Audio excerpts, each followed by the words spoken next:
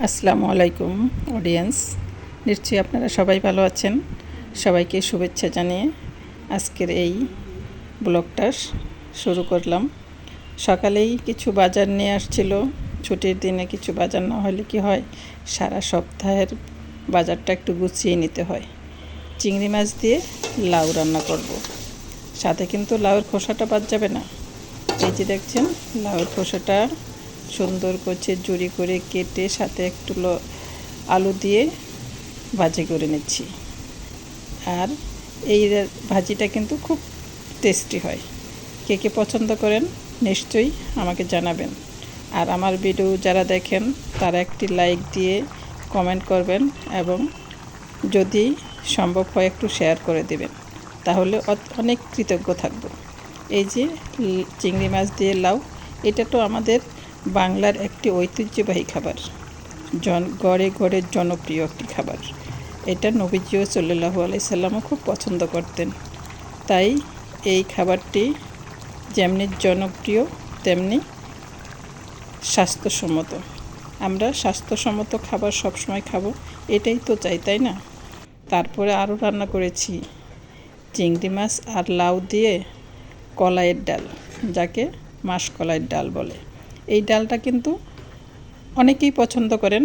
কে কে পছন্দ করেন জানি না, কারো অপছন্দ থাকতে পারে, বাট আমাদের ফ্যামিলিতে কিন্তু খুব পছন্দ। আমার মায়ের হাতের রান্নাটা অসাধারণ হতো।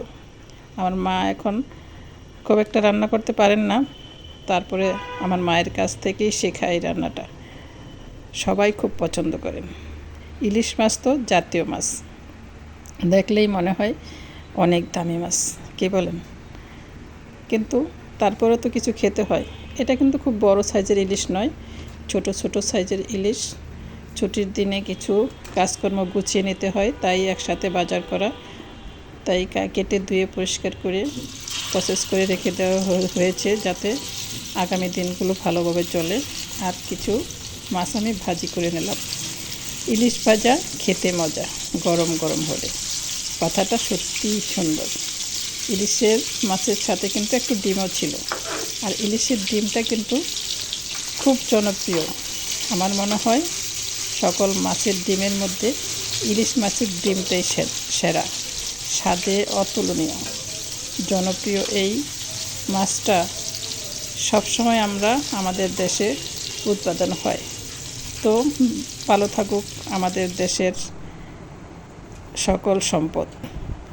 ফাইনালি আমার সবগুলো রান্নাই হয়ে গেছে। দেখুন, আমি সুন্দর করে রান্না করে নিয়েছি। কলাইয়ের ডাল, চিংড়ি মাছ, লাউ চিংড়ি, ইলিশ মাছ ভাজা, সাথে ডিম আর লাউয়ের খোসা ভাজা চিংড়ি মাছ দিয়ে।